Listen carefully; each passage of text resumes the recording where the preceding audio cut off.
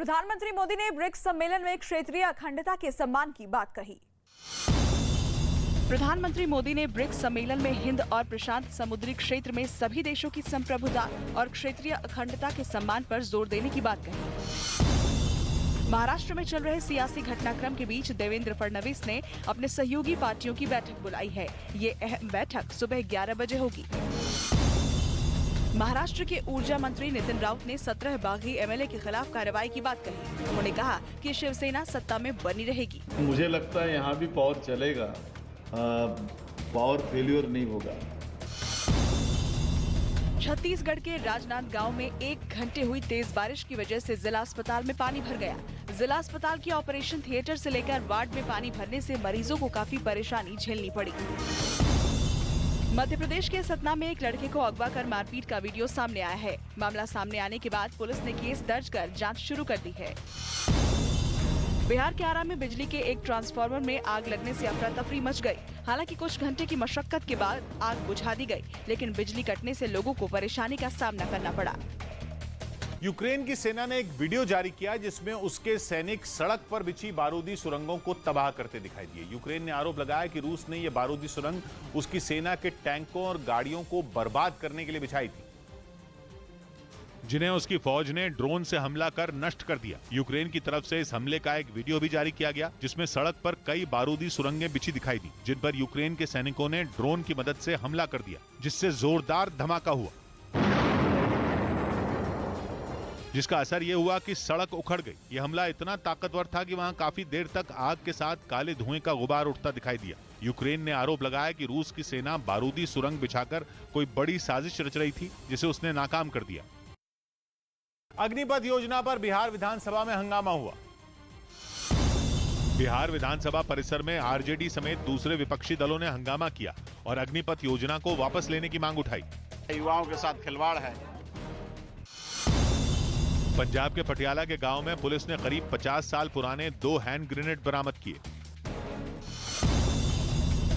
असम के सिलचर समेत कई इलाकों में बाढ़ से हालात और बिगड़ गए। राज्य के आपदा विभाग ने बताया कि वहां इस बाढ़ की वजह से करीब 2.5 लाख लोगों पर असर पड़ा। बड़ी खबर आपको बता दें, रूस पर यूक्रेन का पलटवार भी इस दौरान तेज हो गया है। यूक्रेनी सेना ने रूस के दौड़ते हुए टैंक को निशाना बनाया। यूक्रेन की ओर से इस हमले का एक वीडियो भी जारी किया गया। तो यूक्रेन के सैनिक लगातार पलटवार कर रहे हैं रूस के सैनिकों के ऊपर, और इसकी एक तस्वीर भी सामने आई है। वीडियो के जरिए आप देख सकते हैं किस तरह से यूक्रेन ने रूस पर पलटवार किया है। रूस के टैंक को उड़ाने की तस्वीरें सामने आई हैं। उधर खबर है कि उत्तर कोरिया के शासक किम जोंग उन अपने देश की सीमाओं पर परमाणु हथियार तैनात करने की तैयारी में हैं। इसके लिए एक दिन पहले राजधानी प्योंगयांग में किम ने सेना के कुछ अधिकारियों के साथ बैठक की थी और बताया जा रहा है कि इस मीटिंग में उनकी तरफ से अधिकारियों को यह आदेश दिया गया कि अपने देश की सेना की ताकत को बढ़ाने के लिए वो परमाणु हथियार तैनात करने के लिए तैयार रहें। कहा जा रहा है कि किम जोंग उन ने इस बैठक में सेना के अफसरों के साथ बैठकर रणनीति बनाई। इस पर एक प्लान तैयार किया गया जिसके तहत परमाणु हथियारों की तैनाती की पूरी प्रक्रिया को अंजाम तक पहुंचाया जाएगा। माना जा रहा है कि ऐसा करके वो दूसरे देशों को खुला संदेश दे रहे हैं कि उनसे उलझना उन्हें महंगा साबित हो सकता है, क्योंकि वो अपने परमाणु हथियारों के साथ दुश्मन देश को जवाब देने के लिए तैयार हैं, जिसके लिए वो किसी भी हद तक जा सकते हैं। यानी कि परमाणु हथियारों के दम पर तबाही का तांडव मचाना किम के लिए बाएं हाथ का खेल दिख रहा है। इसलिए कहा जा रहा है कि उन्होंने सेना को साफ कह दिया है कि ये एक्शन में आने का वक्त है और पूरी फौज को एक साथ आकर इस प्लान को जमीनी स्तर पर उतारने की जरूरत है। कोरिया ने परमाणु हथियारों की तैनाती पर जो रणनीति बनाई है वो किम जोंग उन और सेना के उन अधिकारियों के बीच ही है जो इस बैठक में शामिल थे। लेकिन कहा जा रहा है कि इस पूरी प्लानिंग के पीछे का मकसद दक्षिण कोरिया को निशाने पर लेना है। इसलिए खबर यह है कि इन परमाणु हथियारों को सीमाओं पर इस तरह से तैनात किया जाएगा कि दक्षिण कोरिया का नामो निशान मिट जाए। लेकिन माना जा रहा है कि परमाणु हथियारों को तैनात करने की तैयारी कोई एक आध दिन का खेल नहीं है, बल्कि इसका ख्याल किम जोंग उन को अप्रैल में आ गया था, जब उन्होंने एक महाद्वीप से दूसरे महाद्वीप पर मार करने वाली एक इंटरकॉन्टिनेंटल बैलिस्टिक मिसाइल का परीक्षण करने का दावा किया था। जानकारों के मुताबिक ये किम का तबाही की दुनिया में महज पहला कदम है। किम के आगे इस तरह की कई रणनीतियां अपनाने की आशंका है। हालांकि परमाणु हथियारों को तैनात करने की इस पूरी प्रक्रिया को संभालना इतना आसान नहीं होने वाला। अगर किम जोंग उन ने परमाणु हथियारों की तैनाती कर दी तो ये दक्षिण कोरिया के लिए खतरे की बड़ी घंटी हो सकती है। हालांकि वो अमेरिका के साथ मिलकर लगातार शांति बनाए रखने की कोशिश में जुटा है। रूस यूक्रेन जंग को लेकर बड़ी खबर आपको बता दें, रूस को यूक्रेन की ओर से कड़े पलटवार का सामना करना पड़ रहा है। यूक्रेन की ओर से एक वीडियो जारी किया गया जिसमें रूसी सैनिकों पर ड्रोन से बम गिराया गया। तो एक और रूस के हमले जारी हैं, लेकिन यूक्रेन की तरफ से भी लगातार पलटवार किया जा रहा है और उसकी तस्वीरें भी एक एक करके सामने आ रही है। ताजा तस्वीर हम आपको दिखा रहे हैं जिसमें रूसी सैनिकों पर ड्रोन से बमबारी की गई है। इस बीच पश्चिमी मीडिया के मुताबिक पुतिन के एक और करीबी को गोली मार दी गई। दावा किया गया कि जिस शख्स को निशाना बनाया गया उसे राष्ट्रपति पुतिन के न्यूक्लियर ब्रीफकेस को संभालने का जिम्मा मिला था और वो लंबे समय से पुतिन के भरोसेमंद रहे हैं।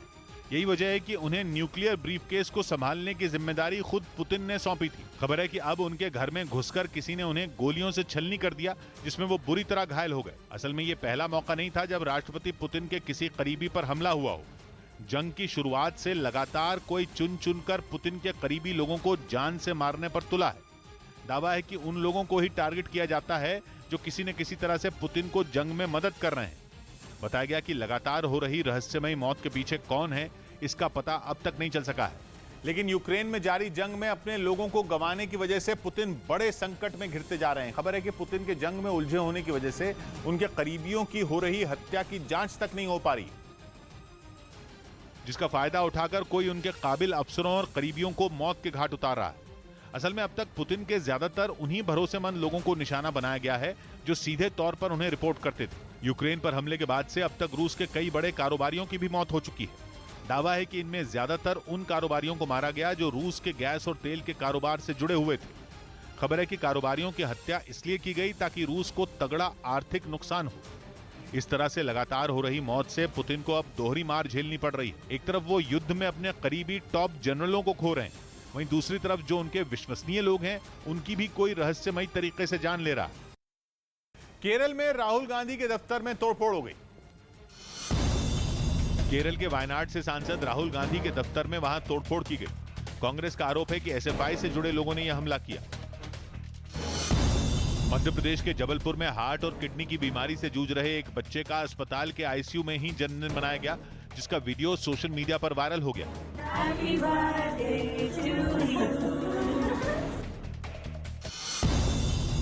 तीरंदाज ज्योति सुरेखा ने पेरिस में चल रहे वर्ल्ड कप स्टेज 3 के सेमीफाइनल में जगह बना ली।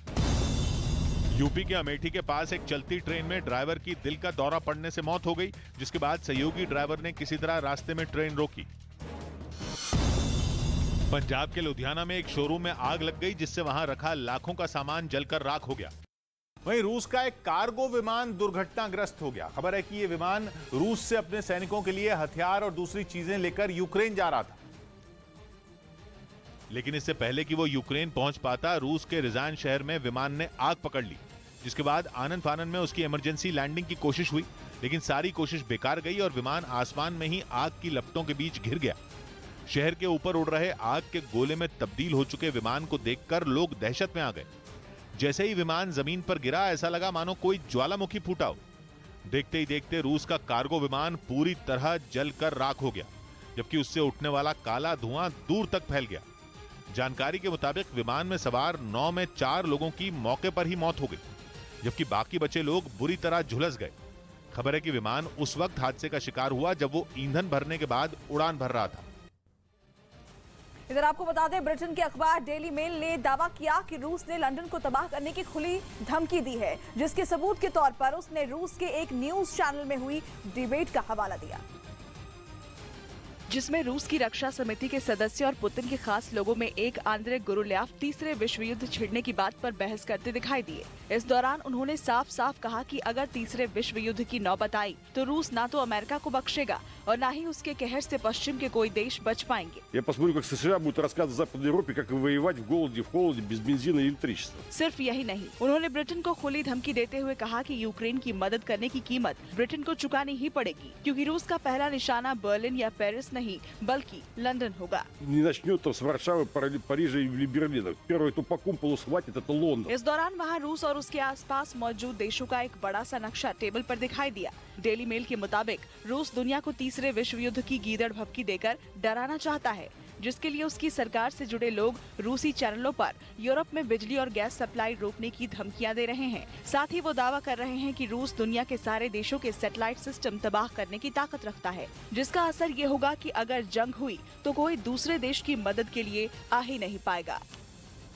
इधर खबर है कि एलएसी पर तैनात फौजियों को भारतीय सेना एक खास तरह की ट्रेनिंग दे रही है। 2 साल पहले जून में ही गलवान घाटी में भारत और चीन के सैनिकों में खूनी झड़प हुई थी, जिसमें भारत के 20 जवान शहीद हुए थे। हालांकि भारत की फौज उस झड़प में चीन पर भारी पड़ी थी। चीन ने अब तक कभी भी उस झड़प में मारे गए अपने सैनिकों का सही आंकड़ा नहीं बताया, लेकिन दावा यह है कि गलवान की झड़प में चीन के करीब 50 सैनिक मारे गए थे। लेकिन अब खबर है कि भारतीय फौज अपने जवानों को खास तरह की ट्रेनिंग दे रही है। ऐसी ट्रेनिंग जिसमें बिना हथियार ही दुश्मन को चित कर सके, यानी जवानों के हाथ ही हथियार बन जाए। इसके लिए अनआर्म्ड कॉम्बैट एक्सरसाइज रखी गई है। इसकी कुछ तस्वीरें भी सामने आई हैं। सैनिकों का यह अभ्यास मार्शल आर्ट्स के जैसा है, जैसे जूडो और कराटे। हालांकि यह अभ्यास केवल जूडो और कराटे का नहीं, बल्कि दावा यह है कि 4 अलग अलग तरह के मार्शल आर्ट्स को जोड़ा गया है। एक ऐसी कला बनाई गई है जो भारत के जवानों को हर तरह के हालात में दुश्मन पर 21 बना सके। ऐसा इसलिए है क्योंकि एलएसी पर तैनात जवान भारत और चीन के बीच हुए कुछ समझौतों में फंसे हैं। ऐसे समझौते जिनकी वजह से सैनिक एक दूसरे पर हथियारों का इस्तेमाल नहीं कर सकते। इसीलिए कंधे पर राइफल होने के बावजूद गलवान घाटी में भारतीय फौजी चीन के सैनिकों पर गोली नहीं चला पाए थे। लेकिन उस झड़प के बाद भारतीय फौज ने अपनी रणनीति में कई बदलाव जरूर किए। फौज की तैनाती बढ़ाने के अलावा कूटनीतिक स्तर पर बातचीत भी हुई। वहीं दोनों सेनाओं के अधिकारी भी तनाव कम करने की कोशिश में लगे रहे। लेकिन सबसे अहम यह है कि अगर फिर तनाव के हालात बने तो भारत की फौज चीन को मुंहतोड़ जवाब देने के लिए भी तैयार होगी। इसीलिए भारत के फौजियों को इस तरह की ट्रेनिंग दी जा रही है। मतलब ये कि एलएसी पर तैनात होने वाले फौजियों के इरादे ही नहीं, हाथ भी फौलादी होंगे। बम और बंदूक का इस्तेमाल न भी हो तो भी भारत से उलझने की दुश्मन को भारी कीमत चुकानी होगी। मध्य प्रदेश में अब सावरकर पर घमासान मच गया। कांग्रेस नेता दिग्विजय सिंह ने सोशल मीडिया पर एक पोस्ट शेयर की जिसमें सावरकर पर विवादास्पद टिप्पणी की गई थी। साथ ही दावा किया गया कि सावरकर को एक गंभीर मामले में 1908 में सजा हुई थी। हालांकि बीजेपी ने यह पोस्ट सामने आते ही दिग्विजय सिंह को निशाने पर ले लिया और उन पर सावरकर के बारे में गलत प्रचार करने का आरोप लगा दिया। कांग्रेसी तो चाहते हैं कि केवल इस देश की आजादी में वो केवल नेहरू परिवार को महिमा मंडित करे। साथ ही बीजेपी ने बताया कि सावरकर की क्रांति, देशभक्ति और चरित्र को किसी सर्टिफिकेट की जरूरत नहीं है। उधर अपने पड़ोसी सीरिया में बड़े मिलिट्री ऑपरेशन की तैयारी में जुटा सीरिया नई मुसीबत में घिरता दिख रहा है। खबर है कि सीरिया में उसके समर्थक गुटों की बीच ही खूनी भिड़ंत शुरू हो गई है, जिसका दावा किया अल मॉनिटर नाम की वेबसाइट ने। और दावा यह कि पिछले दिनों सीरिया में तुर्की की सेना के समर्थन वाले एहरार अल शम और शम गुट आपस में भिड़ गए। दावा है कि शम गुट ने एहरार अल शम गुट के लोगों पर अलबाब शहर में कई जगहों पर हमले शुरू कर दिए और उनके 50 से ज्यादा लोगों को बंधक भी बना लिया। दावा तो यह भी है कि एहरार अल शम गुट से जुड़े लड़ाकों और उनके परिवारों को आफरीन शहर से भी खदेड़ने की कोशिश की गई और हालात इस कदर बिगड़ने लगे कि तुर्की की खुफिया एजेंसी को बीच बचाव करना पड़ा और उसने दोनों गुटों को किसी तरह से सीज फायर के लिए राजी कर लिया। लेकिन इस झड़प ने तुर्की को परेशानी में डाल दिया, क्योंकि कुछ दिन पहले ही उसने कुर्द लड़ाकों के सफाये के लिए सीरिया की सीमा में घुसकर कार्रवाई करने का ऐलान किया था। हालांकि सीरिया में अपने हमले की कोई तारीख तुर्की ने नहीं बताई थी, लेकिन खुद वहां के राष्ट्रपति रेजिप तायिप एर्दोआन ने सामने आकर इसकी जानकारी दी थी। वैसे तुर्की की ये धमकी कोई नई नहीं है। वो बीते कुछ साल से अपनी दक्षिणी सीमा पर बसे सीरिया के अंदर फौज भेजने की धमकी दे रहा है, जिसके पीछे उसके 2 मकसद हैं। पहला तो उत्तरी सीरिया से कुर्द लड़ाकों को खदेड़ना और दूसरा बॉर्डर एरिया में बफर जोन बनाना। तुर्की की कोशिश अपने और सीरिया के बॉर्डर पर 30 किलोमीटर चौड़ा बफर जोन बनाने की है। तुर्की 2019 में ही यह करना चाहता था, लेकिन तब वो नाकाम रहा था। इसलिए तुर्की ने एक बार फिर सीरिया में कुर्द लड़ाकों के खिलाफ अपने ऑपरेशन का ऐलान किया, लेकिन सीरिया में उसके समर्थन वाले गुटों की आपसी भिड़ंत से उसके पूरे गेम प्लान पर पानी फिर सकता है। उधर खार्किव में चलती कार में हुए एक ब्लास्ट से हड़कंप मच गया। दावा किया गया कि उसे यूक्रेन ने निशाने पर लिया, क्योंकि उसे चलाने वाला शख्स रूस का एक अधिकारी था, जिसे निशाने पर लेकर यूक्रेन ने उसे मौत के घाट उतार दिया। वो भी तब जब रूस के दावे के मुताबिक खरसोन पर उनकी फौज का कब्जा है। आरोप है कि दिमित्री सवलिचेंका नाम के रूसी अधिकारी को यूक्रेन ने निशाना बनाया, जिसके बाद उनकी कार किसी कबाड़ के ढेर में बदल गई। हमला इतना जोरदार था कि कार का पुर्जा जलकर राख हो गया।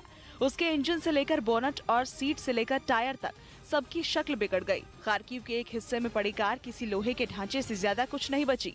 आशंका जताई गई कि ये कार में हुआ ब्लास्ट भी हो सकता है, लेकिन रूस ने दावा किया कि ये आतंकी हमला था। हालांकि इसकी जवाबदारी अभी तक किसी ने नहीं ली, लेकिन रूस का मानना है कि उनके अधिकारी को यूक्रेन ने ही निशाने पर लिया। इस बीच यूक्रेन जंग को लेकर अमेरिका समेत पश्चिमी देशों की दुश्मनी मोल ले चुका रूस अमेरिका के दुश्मन ईरान से नजदीकी बढ़ाने में जुट गया और इसके लिए खुद रूस के विदेश मंत्री न्यूक्लियर डील के मुद्दे पर सीक्रेट बैठक करने के लिए ईरान की राजधानी तेहरान पहुंच गए और उन्होंने ईरान को उसके परमाणु समझौते पर अटकी हुई बातचीत को फिर से शुरू करने में हर संभव मदद का भरोसा भी दिया। असल में इस महीने की शुरुआत में संयुक्त राष्ट्र की परमाणु एजेंसी IAEA की बैठक में ईरान के खिलाफ लाए गए उस प्रस्ताव को पास कर दिया गया था, जिसे अमेरिका, ब्रिटेन, फ्रांस और जर्मनी ने मिलकर पेश किया था और इसके जरिए ईरान पर अपने परमाणु कार्यक्रम की जांच में सहयोग नहीं करने का आरोप लगाया था, जिसके बाद ईरान की मुश्किल बढ़ गई और 2015 में हुई उस न्यूक्लियर डील के बहाल होने की उम्मीद भी कम हो गई, जिसके लागू होने पर ईरान पर लगे प्रतिबंध हटा दिए जाते। इसीलिए इस प्रस्ताव के पेश किए जाने पर ईरान इतना भड़क गया था कि उसने बदला लेने के लिए अपने परमाणु ठिकानों पर नजर रखने वाले UN के CCTV कैमरे ही बंद कर दिए और अपने विरोधियों पर दबाव बनाने के लिए उसने बाकायदा इसका एक वीडियो भी जारी किया था। हालांकि उसने ये नहीं बताया था कि उसने अपनी किस न्यूक्लियर साइट के कैमरे बंद किए, लेकिन जो वीडियो जारी किया गया उसमें ईरान के कर्मचारी न्यूक्लियर साइट की निगरानी के लिए वहां लगाए गए IAEA के CCTV कैमरे बंद करते दिखाई दिए थे, जिसके बाद IAEA की ओर से भी दावा किया गया कि ईरान ने अपने अलग अलग परमाणु ठिकानों में निगरानी के लिए लगाए गए 27 कैमरे हटा दिए। हालांकि ईरान ने साफ कर दिया था कि जब तक परमाणु समझौते को लेकर उसकी शर्तें नहीं मानी जाती, तब तक वो इन कैमरों का डेटा IAEA को नहीं सौंपेगा। लेकिन जब इन पैंतरों से भी IAEA की बैठक में ईरान की बात नहीं बन पाई तो रूस को उससे दोस्ती बढ़ाने का मौका मिल गया और उसने ईरान को परमाणु कार्यक्रम को लेकर आपसी सहयोग बढ़ाने का भरोसा देने में देर नहीं लगाई और तेहरान में रूस के विदेश मंत्री के साथ हुई लंबी बैठक के बाद ईरान के विदेश मंत्री ने भी परमाणु समझौते पर जल्द बातचीत शुरू होने की उम्मीद जता दी और रूस ने भी ईरान के साथ हुई न्यूक्लियर डील से खुद को अलग करने और उस पर एक तरफा प्रतिबंध लगाए जाने के अमेरिका के फैसले को गलत ठहराया और उसे अपनी भूल सुधारने के लिए फिर से बातचीत शुरू करने की नसीहत दे डाली। और रूस ने अमेरिका को यह नसीहत इसलिए दी क्योंकि अमेरिका लगातार ईरान पर चोरी छिपे परमाणु हथियार बनाने का आरोप लगाकर उसके साथ हुई न्यूक्लियर डील को अटकाने में जुटा है। असल में ईरान ने अमेरिका और पश्चिमी देशों के साथ जुलाई 2015 में एक परमाणु समझौता किया था, जिसमें उसने अपने ऊपर लगाए गए प्रतिबंध हटाने पर परमाणु कार्यक्रम पर रोक लगाने का भरोसा दिया था। लेकिन मई 2018 में अमेरिका के उस वक्त के राष्ट्रपति ने डोनाल्ड ट्रंप ने अपने देश को इस समझौते से अलग करने का ऐलान कर दिया और ईरान पर दोबारा प्रतिबंध लगा दिए। हालांकि मार्च 2021 में इस समझौते को बहाल करने के लिए इसमें शामिल दूसरे देशों ने ईरान के साथ दोबारा बातचीत शुरू की, लेकिन 8 दौर की बैठक होने के बाद इस साल मार्च में ईरान के साथ जारी बातचीत को फिर से स्थगित कर दिया गया, जबकि उस वक्त यह माना जा रहा था कि अब ईरान के साथ हुई न्यूक्लियर डील बहाल होने के अंतिम चरण पर पहुंच चुकी है। तपन डेका इंटेलिजेंस ब्यूरो के चीफ होंगे।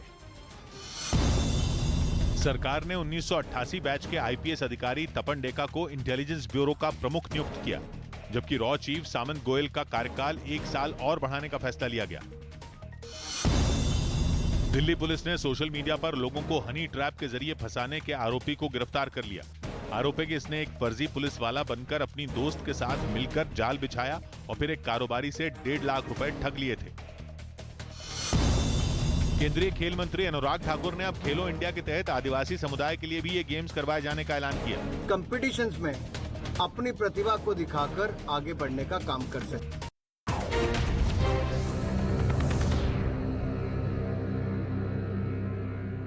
बड़ी खबर आपको बता दें, शिवसेना के बागी विधायकों पर आदित्य ठाकरे ने बड़ा दावा किया है। शिवसेना नेता आदित्य ठाकरे ने कहा कि शिंदे कैंप के 50% विधायक उनके संपर्क में हैं। तो आदित्य ठाकरे की तरफ से ये बड़ा दावा महाराष्ट्र में जारी सियासी संकट के बीच किया गया है। बड़ी खबर आपको बता रहे हैं, आदित्य ठाकरे ने कहा है कि शिंदे कैंप में जो विधायक है उनमें से 50% विधायक उनके संपर्क में है। ये बड़ा दावा किया गया है। तो इस वक्त की ये बड़ी खबर आपको बता रहे हैं, महाराष्ट्र में जारी सियासी संग्राम के बीच अपने आप में ये बड़ी खबर है, जिसमें आदित्य ठाकरे ये दावा कर रहे हैं कि शिंदे कैंप से उनका संपर्क है और शिंदे कैंप के 50% विधायक उनके संपर्क में हैं। अब इन दावों की हकीकत क्या है आने वाले वक्त में पता चलेगा, लेकिन आदित्य ठाकरे ये बड़ा दावा कर रहे हैं। शिंदे गुट में जो विधायक शामिल हैं उनमें से 50% विधायकों के अपने साथ होने का दावा किया जा रहा है। इस वक्त की एक और बड़ी खबर आपको बता दें, सीएम उद्धव ठाकरे इस्तीफा देने के लिए तैयार हैं। उद्धव ठाकरे ने महाराष्ट्र के सभी नगर सेवकों को संबोधित किया। अपने संबोधन में उद्धव ठाकरे ने कहा कि आप मेरा अपमान कीजिए लेकिन परिवार का नहीं। आपको बता दें कि परिवार से उद्धव का मतलब ठाकरे परिवार नहीं, शिवसेना परिवार से है। उन्होंने कहा कि मैं सत्ता का लालची नहीं हूं, मुझे अपनों ने ही धोखा दिया।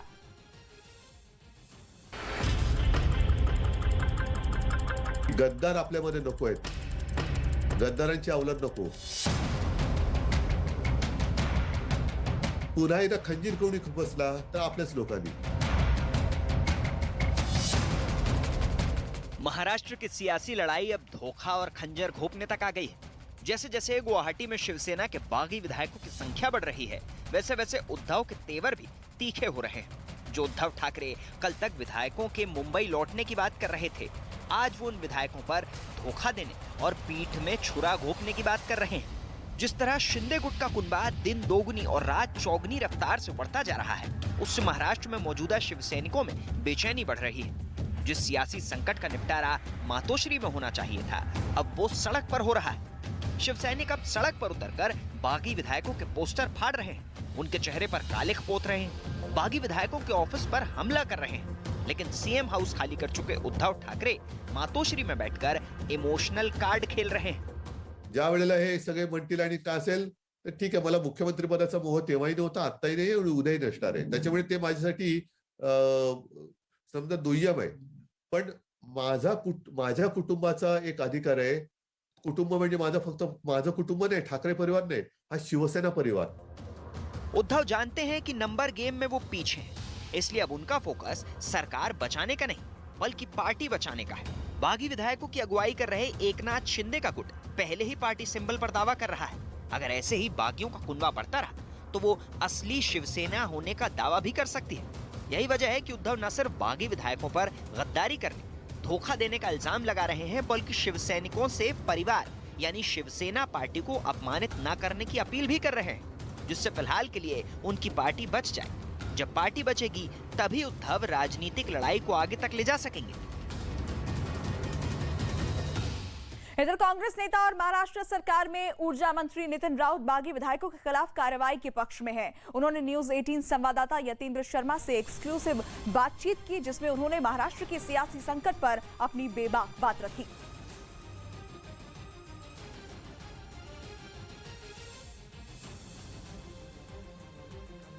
का हस्ताक्षर का पत्र सौंप दिया गया है डिप्टी स्पीकर को भी और राज्यपाल को भी।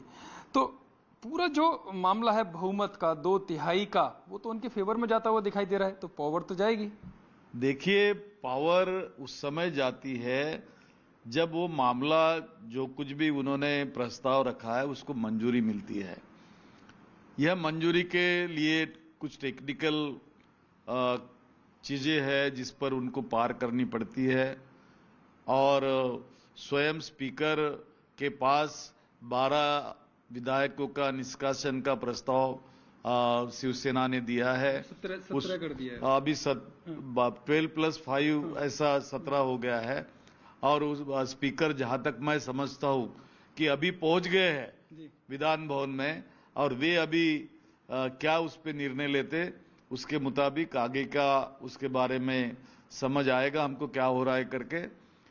और मामला उलझा हुआ है उस वजह से, क्योंकि एक तरफ विधान सभा मंडल की जो भी टेक्निकलिटी है, लीगैलिटी है, वो क्या कहती है, वो क्या स्टेप्स उठाते हैं, उसके बाद सामने वाली पार्टी उसको किस ढंग से आगे ले जाती है, किसके कोर्ट में, राज्यपाल महोदय के कोर्ट में जाएगी या हाई कोर्ट में जाएगी या सुप्रीम कोर्ट में जाएगी या फिर विधान भवन में वापस आएगी। ये तमाम बातों को हमको समझना पड़ेगा। जहां तक एक विधान सभा का एक सदस्य इस नाते से जो नियमावली मुझे मालूम है कि यह स्पीकर का अधिकार है कि एमएलएस को निष्कासन किस ढंग से किया जाए और उसको फ्लोर पे कब लाया जाए।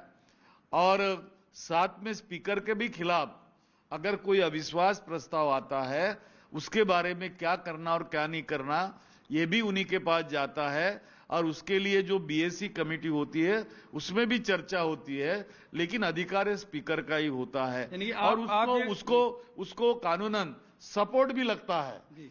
ऐसा नहीं है कि नहीं, तो उस समय क्या होगा ये आज कहना मुश्किल है। महाराष्ट्र में जारी सियासी संकट के बीच बीजेपी खेमे से बड़ी खबर आपको बता दें, आज फडणवीस के घर बीजेपी की बड़ी बैठक होने वाली है। बैठक सुबह 11 बजे होगी।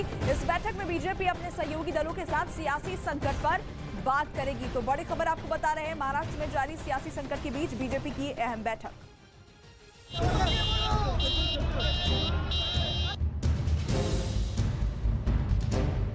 शिवसेना में बगावत हुई, लेकिन बीजेपी खामोश रही। बागी विधायक सूरत से गुवाहाटी पहुंचे, लेकिन बीजेपी कुछ नहीं बोली। विपक्ष ने बीजेपी पर महाराष्ट्र में सियासी संकट खड़ा करने का आरोप लगाया, लेकिन बीजेपी शांत रही। महाराष्ट्र में सियासी संकट जब से शुरू हुआ, सबकी निगाहें बीजेपी पर थी, लेकिन बीजेपी वेट एंड वॉच की पॉलिसी का पालन करते हुए तमाशा देख रही थी। कुछ भी बोलने से परहेज कर रही थी, लेकिन अब लगता है कि महाराष्ट्र के सियासी संग्राम में बीजेपी एंट्री करने की तैयारी कर चुकी है। सुबह 11 बजे फडणवीस के घर एक बड़ी बैठक होने वाली है। इस बैठक में बीजेपी के बड़े नेता तो शामिल होंगे, साथ ही साथ बीजेपी के सहयोगी दल भी इस बैठक में होंगे। इस बैठक के जरिए बीजेपी एक तरफ विपक्ष को जवाब देगी, तो वहीं आगे की रणनीति पर भी चर्चा करेगी। बीजेपी की इस बैठक पर न सिर्फ शिवसेना की नजर होगी, बल्कि गुवाहाटी में बैठे बागी विधायकों की नजर भी इस मीटिंग पर जरूर होगी। अब तक बीजेपी बगावत को शिवसेना का आंतरिक मामला बता रही है, लेकिन अब अगर वो डायरेक्ट मैदान पर उतरती है और उद्धव ठाकरे के खिलाफ अविश्वास प्रस्ताव लाने का फैसला करती है, तो इसके बाद महाराष्ट्र के सियासी संकट में एक नया मोड़ आ सकता है। सुप्रीम कोर्ट ने गुजरात दंगों पर बड़ा फैसला सुनाया। प्रधानमंत्री मोदी को 2002 के गुजरात दंगों के मामले में एसआईटी के बाद सुप्रीम कोर्ट से भी क्लीन चिट मिल गई। अदालत ने जकिया जाफरी की याचिका खारिज कर दी और एसआईटी की रिपोर्ट को सही बताया। वहीं अदालत ने यह भी साफ किया कि अब तक ऐसे सबूत नहीं मिले जिनके आधार पर यह कहा जाए कि मुस्लिम समुदाय के खिलाफ दंगों के लिए कोई बड़ी साजिश रची गई थी। साथ ही कोर्ट ने यह भी टिप्पणी की कि कुछ लोग गलत नियत से इस केस में लगे हुए थे, जिनके खिलाफ कार्रवाई होनी चाहिए। इस बीच सुप्रीम कोर्ट से भी प्रधानमंत्री को क्लीन चिट मिलने पर बीजेपी ने विरोधी दलों को निशाने पर लिया और बताया कि इस फैसले से उनके आलोचकों को करारा जवाब मिल गया। कोर्ट में भी हारे हैं और वो जनता की अदालत में भी हारे हैं। बड़ी खबर आपको बता दें, प्रधानमंत्री नरेंद्र मोदी G7 समिट में शामिल होने के लिए आज जर्मनी रवाना होंगे। जर्मन चांसलर ओलाफ स्कोल्स के निमंत्रण पर प्रधानमंत्री देर रात इस यात्रा पर रवाना होंगे। इस यात्रा के दौरान पीएम G7 के नेताओं और अतिथि देशों के प्रतिनिधियों के साथ द्विपक्षीय बैठकें और चर्चा करेंगे। 26 और 27 जून को प्रधानमंत्री G7 सम्मेलन के 2 सत्रों को संबोधित कर सकते हैं। इसमें पर्यावरण, ऊर्जा, जलवायु, खाद्य सुरक्षा, स्वास्थ्य और लोकतंत्र के मुद्दे पर प्रधानमंत्री अपनी बात रखेंगे। सम्मेलन में भारत के अलावा आपको बता दें कि जर्मनी ने अर्जेंटीना, इंडोनेशिया, सेनेगल और दक्षिण अफ्रीका को भी आमंत्रित किया है। उधर खबर है कि प्रधानमंत्री नरेंद्र मोदी के ताइवान से जुड़े फैसलों से अमेरिका और चीन परेशान हो गए हैं, क्योंकि दोनों चाहते हैं कि भारत इस मामले में उनके साथ खड़ा रहे, लेकिन पीएम ने उनके दबाव में आकर कोई फैसला नहीं किया।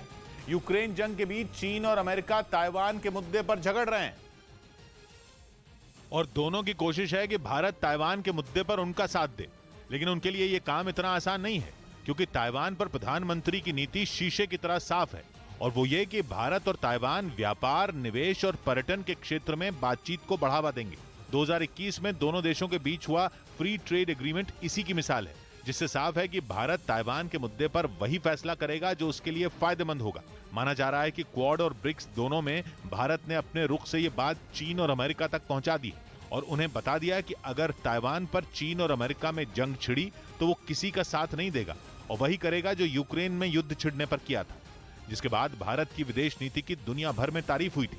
क्योंकि भारत ना अमेरिका के दबाव में आया और ना ही रूस के। प्रधानमंत्री ने वही किया जो देश के लोगों के लिए अच्छा था। एक रिपोर्ट में दावा किया गया कि ताइवान के मुद्दे पर भी भारत ऐसा ही कर सकता है और बिना दबाव में आए जंग में किसी का भी साथ नहीं देने का फैसला कर सकता है। ताइवान पर प्रधानमंत्री की इसी नीति को उनका मास्टर स्ट्रोक कहा जा रहा है, जिसने चीन और अमेरिका दोनों को उलझा दिया, क्योंकि उन्हें मालूम है कि भारत के प्रधानमंत्री सोच समझकर फैसला लेते हैं। वो इतनी आसानी से किसी एक ओर नहीं जाएंगे, जबकि चीन चाहता है कि भारत अपनी पुरानी दुश्मनी भूलकर ताइवान पर उसका साथ दे। जबकि अफगानिस्तान और यूक्रेन जंग के बाद अपना रुतबा गंवा चुके अमेरिका की भी यही प्लानिंग है। पहले अमेरिका ने क्वाड समिट के जरिए ताइवान पर भारत को अपनी ओर करना चाहा, तो बाद में चीन ने भी ब्रिक्स समिट में रूस को आगे करके यही करने की कोशिश की। माना जा रहा है कि इसी वजह से ब्रिक्स समिट में पुतिन और पीएम मोदी के मिलाप ने चीन को खुश कर दिया है, क्योंकि पिछले कुछ दिन से चीन लगातार कोशिश कर रहा है कि भारत ताइवान पर उससे बात करे। लेकिन भारत ने ताइवान के मुद्दे पर चीन से बात नहीं की, जबकि चीन ने कोशिश जारी रखी। खबर है कि वीडियो कॉन्फ्रेंसिंग के जरिए हुई ब्रिक्स समिट से ठीक पहले चीन में भारत के राजदूत और चीन के विदेश मंत्री की मुलाकात हुई, जिसमें भारत को परेशान करने वाले चीन ने दोनों देशों के अच्छे संबंधों की अहमियत पर बात की। मतलब साफ है कि यूक्रेन जंग के बाद बदले हालात में चीन भारत पर डोरे डाल रहा है।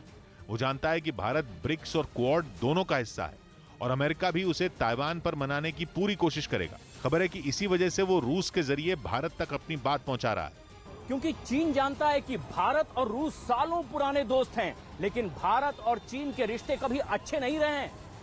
वहीं दूसरी ओर अमेरिका परेशान है। उसे समझ ही नहीं आ रहा है कि प्रधानमंत्री नरेंद्र मोदी से ऐसा क्या कहा जाए कि वो ताइवान पर खुलकर उसका साथ दें, क्योंकि वो जानता है कि भारत भेड़ चाल नहीं चलता, वो समय और परिस्थिति देखकर फैसला करता है। यानी प्रधानमंत्री की ताइवान नीति ने चीन और अमेरिका दोनों का सर चकरा दिया। बड़ी खबर रूस यूक्रेन जंग को लेकर है। रूस ने यूक्रेन पर अपने हमले और भी ज्यादा तेज कर दिए। आपको बता दें कि यूक्रेन के माइकोलेव में रूस ने गैस स्टेशन को बम धमाके से उड़ा दिया। इस हमले का सीसीटीवी वीडियो भी सामने आया है। इस हमले में गैस स्टेशन में काम करने वाला एक आदमी भी चपेट में आ गया। तो यूक्रेन के गैस स्टेशन को रूस ने निशाना बनाया है। माइकोलेव में गैस स्टेशन को उड़ाने की तस्वीरें भी सामने आई है। रूस यूक्रेन जंग से जुड़ी इस वक्त की बड़ी खबर आपको बता रहे हैं। माइकोलेव में यह अटैक रूस की तरफ से किया गया है। गैस स्टेशन को निशाना बनाया गया और इसमें एक आदमी भी चपेट में आया है। तो तस्वीरों के जरिए हम आपको दिखा रहे हैं, जंग से जुड़ी एक एक तस्वीर आप तक हम पहुंचा रहे हैं। और ये ताजा तस्वीर सामने आई है जिसमें गैस स्टेशन को निशाना बनाया है रूस ने। द्रौपदी मुर्मू ने अपना पर्चा भर दिया।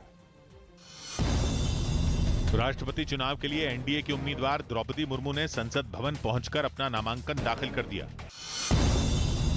वहीं द्रौपदी मुर्मू के पर्चा भरने के समय वहां प्रधानमंत्री मोदी और गृह मंत्री अमित शाह समेत कई नेता मौजूद रहे। इस बीच खबर है कि द्रौपदी मुर्मू ने सोनिया गांधी, ममता बनर्जी और शरद पवार समेत कई नेताओं को फोन किया और उनसे राष्ट्रपति चुनाव में समर्थन की अपील की। वहीं भारत पाकिस्तान सीमा पर बसे राजस्थान के श्रीगंगानगर में आसमान में दिखी एक रहस्यमयी रोशनी ने 2 दिन से लोगों को सकते में डाला हुआ है। किसी को वो तेज चमकती रोशनी रॉकेट लगी तो किसी ने उसके पीछे पाकिस्तान पर ही शक जता दिया। क्योंकि भारत पाकिस्तान बॉर्डर पर होने की वजह से श्रीगंगानगर में कभी आसमान में पाकिस्तान के ड्रोन नजर आते हैं तो कभी पाकिस्तान से आए गुब्बारे। लेकिन 2 दिन पहले रात के अंधेरे में लोगों को जो नजर आया उसने उनके होश उड़ा दिए। ऊपर आसमान में 4 तेज रोशनियां एक सीध में आगे बढ़ती हुई दिखाई दी, बिल्कुल फुल स्पीड में। पहले वो रोशनी 4 से 3 हुई और फिर 3 से 2, लेकिन सबसे आगे चल रही तेज रोशनी बढ़ती रही। 8:30-9 बजे के करीब तेज हरे रंग की कोई रॉकेट नुमा कोई वस्तु देखी।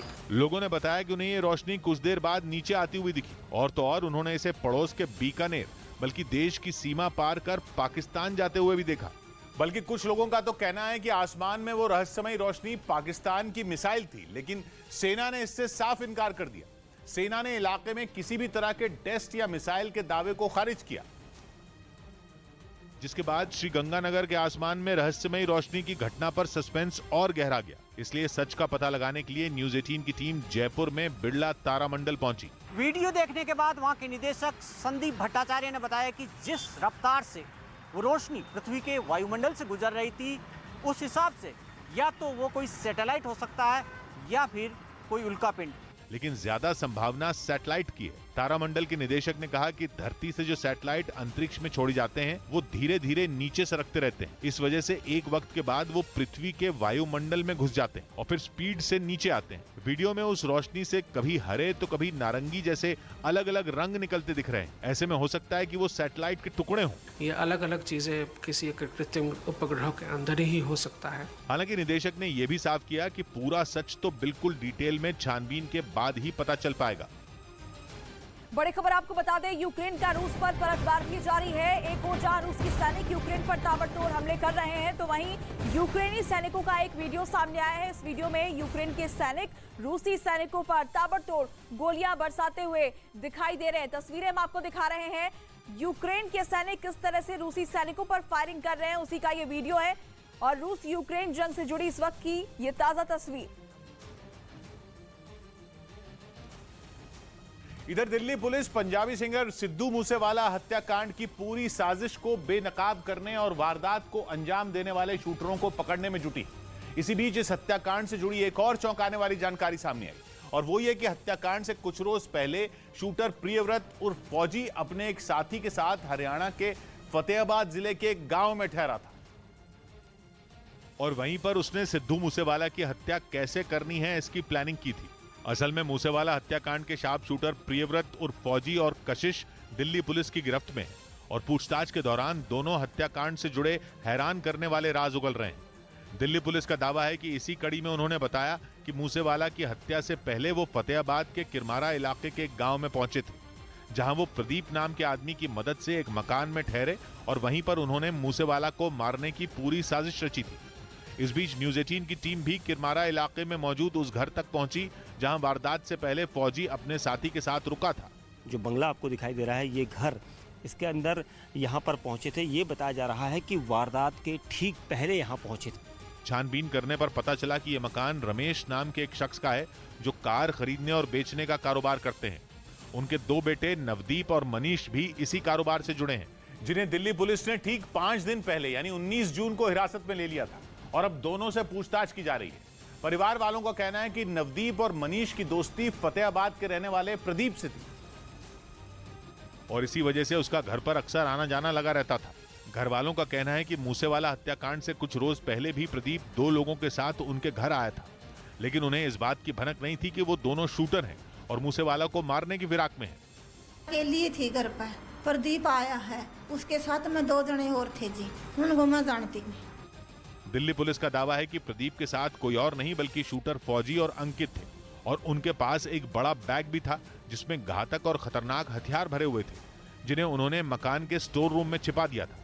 प्रियव्रत फौजी और जो अंकित था, उनके पास हथियारों का एक बैग था। उस बैग को इस स्टोर रूम के अंदर रख दिया।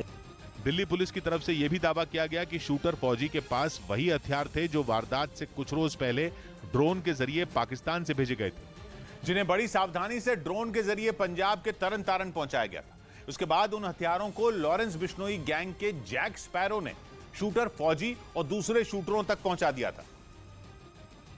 और दिल्ली पुलिस का दावा है कि पाकिस्तान से आए उन हथियारों से ही 29 मई को सिद्धू मूसेवाला को पंजाब के मानसा में दिन दहाड़े बीच सड़क पर गोलियों से छलनी कर दिया गया था। इस बीच न्यूज 18 की टीम ने मकान के मालिक रमेश से बातचीत की, जिसमें उन्होंने बताया कि प्रदीप के साथ जो 2 लोग आए थे उन्हें वो नहीं पहचानते थे। रमेश ने यह भी दावा किया कि उनके बेटे नवदीप और मनीष बेकसूर हैं और उनका सिद्धू मूसेवाला हत्याकांड से कोई लेना देना नहीं है। किसी को नहीं जानता, मैं प्रदीप को जानता हूँ जी, मैं किसी को नहीं जानता जी। वहीं दिल्ली पुलिस के मुताबिक शूटर फौजी और अंकित न सिर्फ इस मकान में रुके थे बल्कि वारदात को अंजाम कैसे देना है इसकी पूरी प्लानिंग भी की थी। सिद्धू मूसेवाला की हत्या से पहले साजिश भी इस घर के एक कमरे में की गई थी। ये भी दावा किया जा रहा है कि मूसेवाला की हत्या के बाद भी फौजी अंकित के साथ इस मकान में आया था, लेकिन थोड़ी ही देर बाद दोनों रात के अंधेरे में वहां से निकल गए थे। लेकिन शूटर फौजी ने हथियारों वाला बैग मकान के स्टोर रूम में ही छोड़ दिया था, जिसकी भनक किसी को नहीं थी।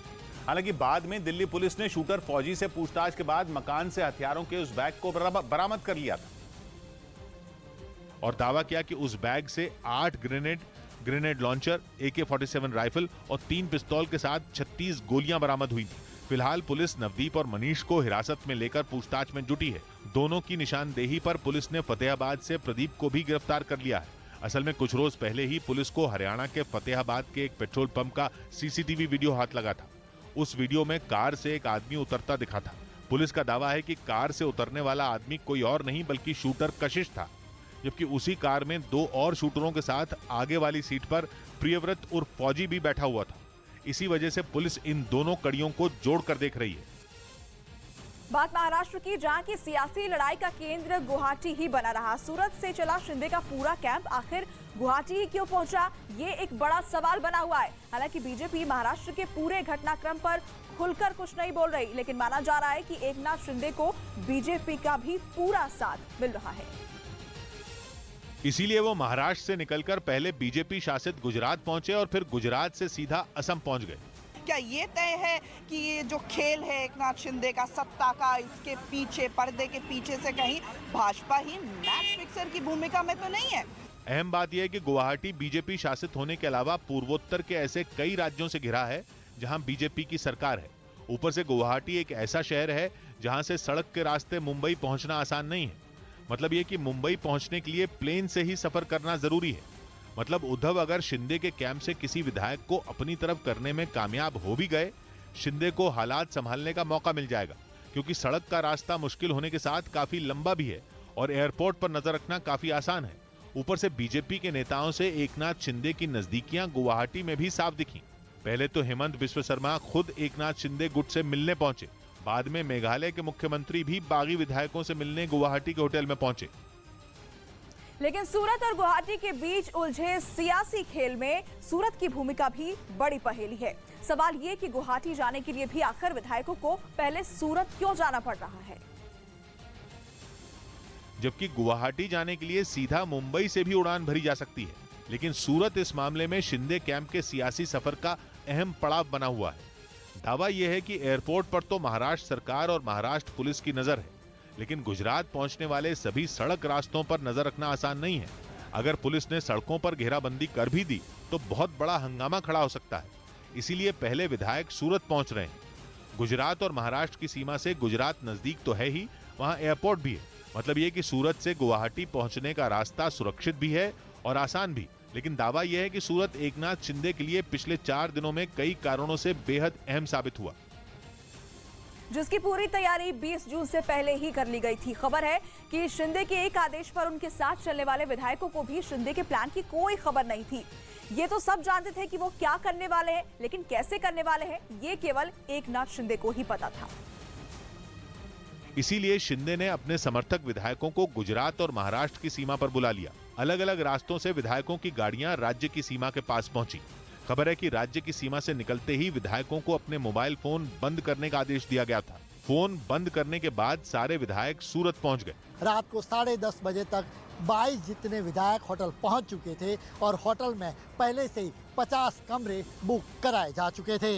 लेकिन इन विधायकों को इस बारे में कोई खबर नहीं थी कि आखिर उन्हें करना क्या है, कितने दिन के लिए होटल में रहना है और शिंदे ने आगे की क्या योजना बनाई है। इसीलिए होटल में पहुंचे विधायक न तो अपने साथ कपड़े लेकर पहुंचे, न परिवार को खबर देकर पहुंचे, और कुछ विधायक तो अपनी दवाएं तक घर छोड़ आए थे। पता चला है कि विधायकों के लिए होटल में ही 60 टी-शर्ट मंगवाई गई। इसके अलावा विधायकों के पहनने के लिए बड़ी संख्या में ट्राउजर्स मंगवाई गई। रातों रात करीब 7,500 रुपए की दवाइयां भी होटल में मंगवाई गई। उद्धव ठाकरे ने एक और भावुक संदेश दिया। महाराष्ट्र के सीएम उद्धव ठाकरे फिर सामने आए और उन्होंने कहा कि वो पार्टी टूटने नहीं देंगे। वहीं शाम में उद्धव ठाकरे और शरद पवार समेत कई नेताओं ने मातोश्री में बैठक की। उधर खबर है कि अब दोपहर 1 बजे शिवसेना भवन में पार्टी की राष्ट्रीय कार्यकारिणी की बैठक होगी।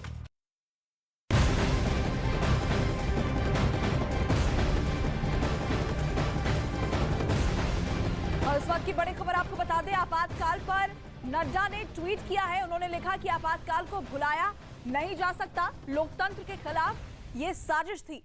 तो जेपी नड्डा का ट्वीट सामने आया है, महान नायकों को नमन किया है उन्होंने अपने इस ट्वीट के जरिए। तो आपातकाल को लेकर नड्डा का ये ट्वीट, जिसमें उन्होंने लिखा कि आपातकाल को भुलाया नहीं जा सकता। देश में आपातकाल के 47 साल होने पर आज बीजेपी ने कांग्रेस को निशाने पर ले लिया है। बीजेपी अध्यक्ष जेपी नड्डा ने एक वीडियो ट्वीट किया है। आपको बता दें कि वीडियो में इमरजेंसी को ब्लैक डे कहा गया है। 25 जून 1975 को देश की तत्कालीन प्रधानमंत्री इंदिरा गांधी ने देश में इमरजेंसी की घोषणा की थी और इसी को लेकर नड्डा ने यह ट्वीट किया है। अनुशासन के नाम पर अनुशासन का खून, भंग कर दिया संघ को, कैसा चढ़ा जुनून, कैसा चढ़ा जुनून, मात्र पूजा प्रतिबंधित, कुटिल कर रहे केशव कुल की कीर्ति कलंकित, कह दी कविराय तोड़ कानूनी कारा, गूंजेगा भारत माता की जय का नारा। 25 जून की वो रात देश की आत्मा को कुचल दिया गया था। संविधान के पन्नों से पैदा नहीं हुआ है भारत में लोकतंत्र। सदियों से हमारी आत्मा, देश के मीडिया को दबोच दिया गया, देश के महापुरुषों को जेल के सलाखों के पीछे बंद कर दिया गया, पूरे हिंदुस्तान को जेल खाना बना दिया गया। तो बीजेपी अध्यक्ष जेपी नड्डा ने ट्वीट किया है। जेपी नड्डा ने लिखा कि देश में लोकतांत्रिक संस्थाओं को सुनियोजित और व्यवस्थित तरीके से तबाह करने के लिए कांग्रेस ने आपातकाल के काले दिनों को कभी भुलाया नहीं जा सकता। आज हम उन महान नायकों को याद करते हैं जिन्होंने भारतीय लोकतंत्र और संवैधानिक मूल्यों की रक्षा के लिए लड़ाई लड़ी।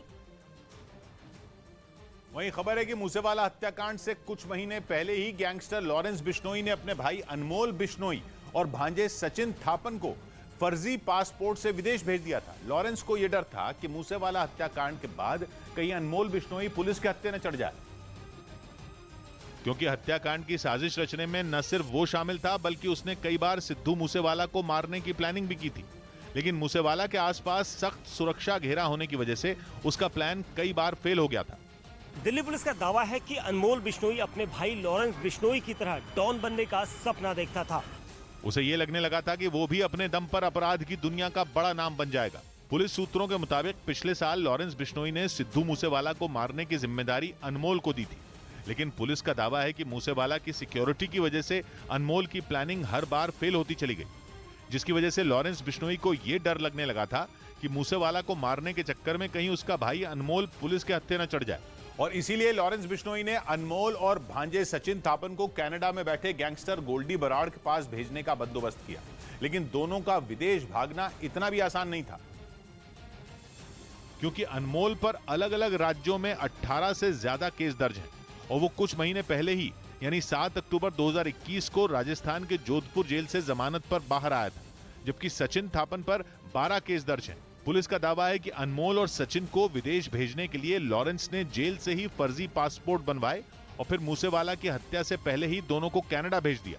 जांच के दौरान दिल्ली पुलिस को यह जानकारी मिली कि फर्जी पासपोर्ट में अनमोल बिश्नोई का नाम भानु प्रताप लिखा गया और उसके लिए फर्जी पता फरीदाबाद के सेक्टर 82 का बनाया गया था। यही नहीं, पासपोर्ट पर मां बाप के नाम भी बदल दिए गए थे, जबकि फर्जी पासपोर्ट में लॉरेंस के भांजे सचिन थापन का नाम तिलक राज टुटेजा लिखा गया था। मतलब यह कि लॉरेंस सलाखों के पीछे से ही अपने भाई को विदेश भेजने का पूरा इंतजाम कर चुका था। लॉरेंस ये चाहता था कि उसका भाई किसी भी सूरत में भारत छोड़ दे ताकि सिद्धू मूसेवाला को मारने के बाद उसे कोई नुकसान ना हो और वो गोल्डी बराड़ के साथ मिलकर विदेश से ही उसके गैंग को संभाल सके। और हुआ भी कुछ ऐसा ही। गैंगस्टर लॉरेंस बिश्नोई ने तिहाड़ जेल में रहते हुए अपने भाई अनमोल और भांजे सचिन को कनाडा भेज दिया। हालांकि दिल्ली पुलिस अब इस मामले की छानबीन कर रही है, क्योंकि अनमोल और सचिन के फर्जी पासपोर्ट दिल्ली से ही जारी हुए हैं। दिल्ली पुलिस का दावा है कि पिछले साल 29 अगस्त को ही दोनों के फर्जी पासपोर्ट बनकर तैयार हो गए थे, लेकिन कनाडा का वीजा लगने तक दोनों हरियाणा, दिल्ली और पंजाब में छिपे रहे। पुलिस सूत्रों का यही तक कहना है कि इसी दौरान अनमोल बिश्नोई ने लॉरेंस बिश्नोई, गोल्डी बराड़, विक्रम बराड़ और सचिन बिश्नोई के साथ मिलकर मूसेवाला हत्याकांड की साजिश रची थी। लेकिन हत्याकांड से कुछ महीने पहले ही वो कनाडा चला गया था। फिलहाल दिल्ली पुलिस पूरे मामले की तह तक पहुंचने में जुटी है और ये पता लगाने की कोशिश कर रही है कि फर्जी पासपोर्ट बनाने के लिए किन किन लोगों ने गैंगस्टर लॉरेंस बिश्नोई के गुर्गों की मदद की थी। जेपी नड्डा ने सोनिया गांधी और देवगौड़ा से फोन पर बात की। बीजेपी के अध्यक्ष जेपी नड्डा ने एनडीए की राष्ट्रपति पद की उम्मीदवार द्रौपदी मुर्मू को सर्वसम्मति से राष्ट्रपति बनाने के लिए कांग्रेस अध्यक्ष सोनिया गांधी और जेडीएस के राष्ट्रीय अध्यक्ष और पूर्व पीएम एचडी देवगौड़ा से फोन पर बात की। न जाने दोनों नेताओं से एनडीए उम्मीदवार मुर्मू के लिए समर्थन मांगा। केंद्रीय आवास और शहरी विकास मंत्री हरदीप सिंह पुरी ने दिल्ली नगर निगम के टीचर्स को ई टैबलेट बांटे। इस मौके पर हरदीप पुरी ने कहा कि केंद्र सरकार दिल्ली नगर निगम स्कूलों को आगे बढ़ाने और शिक्षा स्तर में सुधार के लिए हर संभव मदद करने को तैयार है। एनआईए ने आतंकवाद से जुड़े मामले में जम्मू कश्मीर में 14 जगहों पर छापेमारी की। जम्मू कश्मीर पुलिस और सीआरपीएफ की मदद से अनंतनाग, बारामूला, बडगाम, बांदीपोरा, पुलवामा, सोपोर और श्रीनगर में छापेमारी की गई, जिसमें डिजिटल उपकरणों समेत कई अहम दस्तावेज बरामद किए गए। जम्मू और कश्मीर के उधमपुर के पास जम्मू श्रीनगर हाईवे बंद होने की वजह से दूल्हा और दुल्हन को पैदल ही रास्ता तय करना पड़ा। बारात में शामिल लोग भी पैदल ही रास्ता पार करते दिखाई दिए। असम के नगांव में भारी बारिश की वजह से निचले इलाकों में बाढ़ के हालात पैदा हो गए हैं, जिस वजह से वहां के कामपुर में लोगों को अपने घर छोड़ने को मजबूर होना पड़ा। इस बीच पूर्वी यूक्रेन के डॉनबास पर कब्जे के लिए जारी जंग में उस वक्त पुतिन की सेना को बड़ी कामयाबी मिलती दिखाई दी जब खबर आई कि यूक्रेन ने लुहांस्क के सेवेरोडोनेत्स्क शहर से अपनी सेना हटाने का फैसला कर लिया है।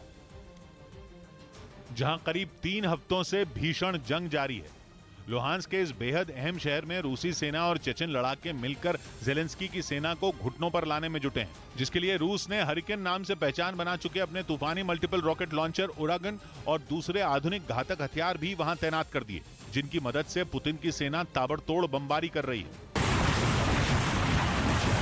असल में रूसी सैनिक और चेचन लड़ाके किसी भी तरह जल्द से जल्द सेवेरोडोनेत्स्क को अपनी मुट्ठी में करना चाहते हैं, ताकि लुहांस्क के साथ ही पूरे डॉनबास पर जीत का रास्ता आसान हो जाए। और इसके लिए पुतिन की सेना और कादिरोव के लड़ाके अपनी पूरी ताकत से यूक्रेन के सैनिकों पर हमले बोल रहे हैं। हालांकि अब तक यूक्रेन की ओर से यह दावा किया जा रहा था कि सेवेरोडोनेत्स्क के मोर्चे पर उसके सैनिकों की ओर से भी जोरदार पलटवार किया जा रहा।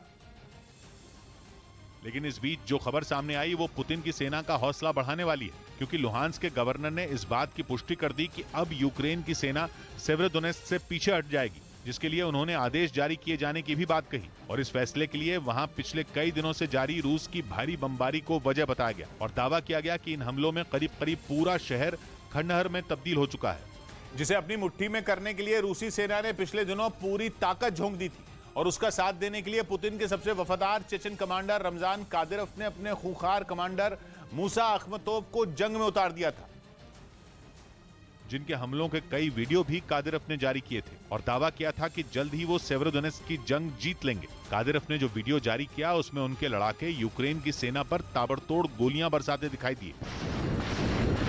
खूंखार चेचन लड़ाके मूसा अखमतोव ने भी अपने कमांडर को सही साबित करने में कोई कसर नहीं छोड़ी और यूक्रेन के सैनिकों की ऐसी घेराबंदी की कि उनके लिए जंग छोड़कर लौटने के अलावा कोई चारा नहीं बचा, क्योंकि चेचन कमांडर ने अपने लड़ाकों के साथ मिलकर यूक्रेन के सैनिकों को घुटनों पर लाने के लिए खास रणनीति भी तैयार की थी, जिसके तहत उसके एक इलाके में चेचन लड़ाकों ने यूक्रेन के सैनिकों को पूरी तरह घेर भी लिया। और रमजान कादिरोव ने कुछ रोज पहले ऐसे ही एक हमले का वीडियो भी जारी किया था, जिसमें यूक्रेन के सैनिक सेवेरोडोनेत्स्क के एक इलाके में एक मकान में छिपने की कोशिश करते दिखाई दिए थे और जैसे ही यूक्रेन के सैनिक मकान के अंदर दाखिल हुए, ड्रोन कैमरे से उन पर नजर रख रहे चेचन लड़ाकों ने उस मकान को जोरदार धमाके के साथ उड़ा दिया। और अब लुहांस्क के गवर्नर ने भी यही दलील देते हुए यूक्रेन के सैनिकों को वहां से हटाने का ऐलान किया है कि ज्यादा दिन तक वहां रहने पर एक भी सैनिक जिंदा नहीं बचेगा।